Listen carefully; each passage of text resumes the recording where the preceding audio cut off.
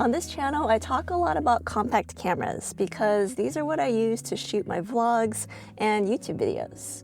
But I do also keep a mirrorless camera on hand for times when I need to improve my image quality by, say, zooming in, which is what these compact cameras don't do so well, or whenever I need to take professional photos, because that's what I've been doing long before I started YouTube. My mirrorless camera of choice is currently the Sony a7 IV, but my go-to lens has changed a lot over the years.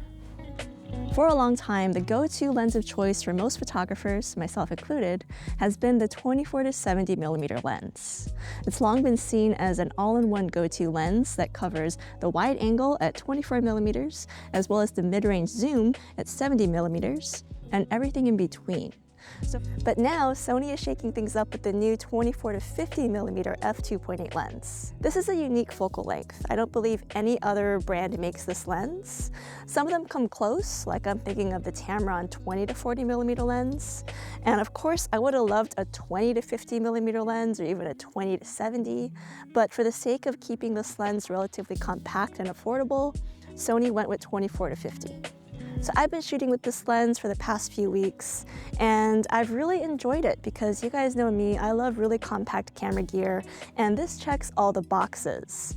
And I've even been remembering why I like to use my bigger cameras as opposed to just relying on my pocket cameras. So I'll talk more about that whole thought process, share lots of the sample photos and videos that I took with this lens. But first, I want to do a comparison of this lens to my other lenses of choice, and also talk about why losing 20mm on the long end compared to the 24-70 really isn't the end of the world, and how I get more than 50mm out of this lens.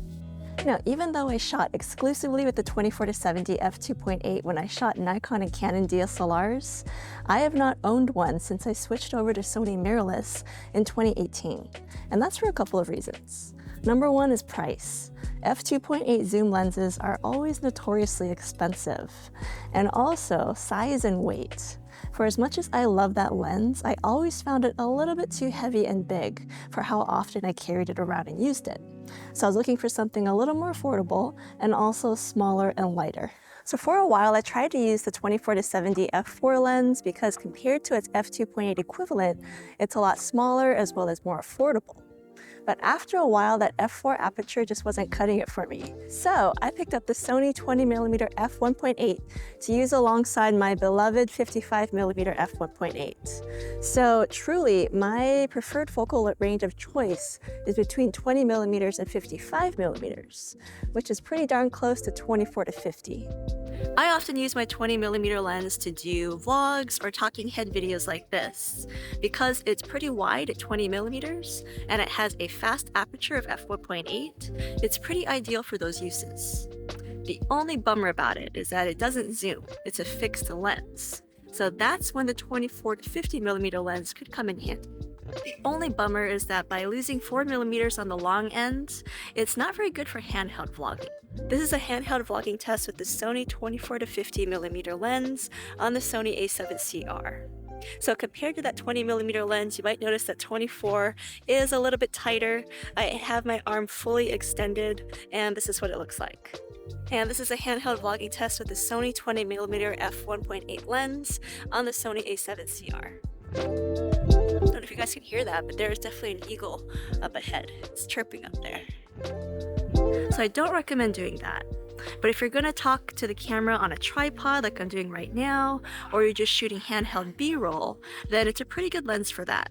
So if we compare the 24-50 to the 20mm, they look pretty similar in size and weight, but the 24-50 is a bit taller and heavier at 440 grams versus 375 grams. Now, like the 20mm, the 24-50 has a focus ring and a clickable aperture ring. But unlike the 20mm, the 24-50 also has a zoom ring. So this lens does extend out slightly when zooming out. I don't know if it's just me, but I find it pretty trippy that it's fully extended when zoomed out, because I'd expect the opposite based on how my other zoom lenses work. The lens also has a customizable focus hold button and can accept 67mm screw-on filters. Like other Sony G lenses, the 24-50 has a dust and moisture resistant design, plus fluorine coating up front to repel contaminants. In terms of image quality, it's been optically sharp and has great autofocus tracking, even when shooting in 120 frames per second slow motion.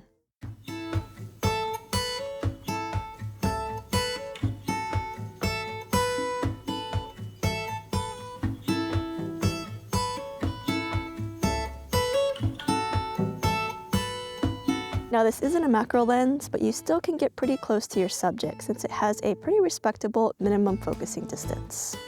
The lens does not have optical stabilization built in, but it plays well with the dynamic active and active mode stabilization found in most Sony mirrorless cameras. So you can get pretty stable handheld shots.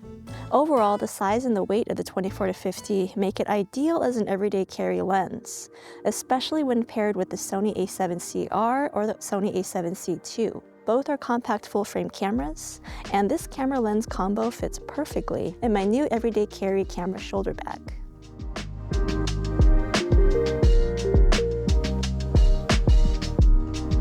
Now, some of you might be a little bummed about the lack of zoom on this lens, especially if you're used to using the 24-70mm lens. But as I said in my intro, there are 2 additional ways to get extra zoom out of this lens. The first is APS-C or crop mode, which is only available if you're using a Sony full-frame camera with this lens. What it does is it crops into your shot. So there is a little bit of image quality loss if you're shooting in photography mode, but if you're doing video, there is no image quality loss.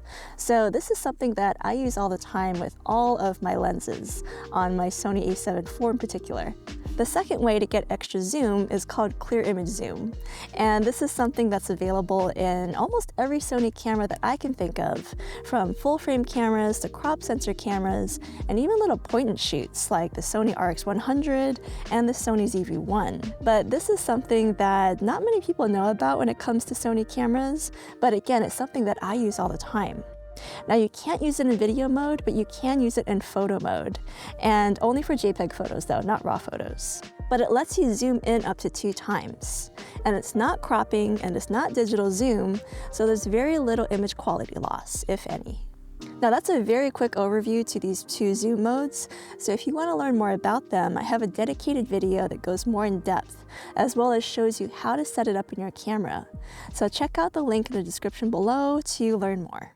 So before I draw some conclusions about this lens, I want to talk more about how using it has made me fall in love with photography again, or at least using my big cameras to shoot. So like I mentioned earlier, and if you've been following my channel for a while, then you know that compact pocket cameras are my go-to for vlogging and taking photos. They're just so easy and convenient. But I have always owned big cameras. I just don't use them as much as I used to. But while testing this lens out, it's made me realize, or just remember, why big cameras still matter and when you might want to use them. So the main thing is image quality.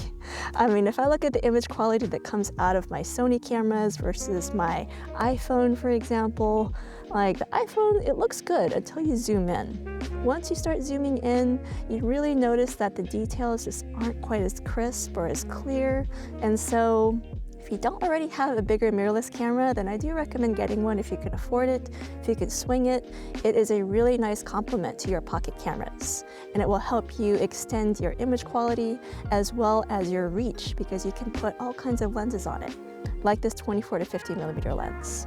So overall, I had a great time testing out the 24-50mm lens. I think that it's great for casual and professional photographers and videographers alike. I had this lens on loan. It's not gifted to me. I don't get to keep it. So I'm pretty sad about having to return it. But I think that the size and the price are just right.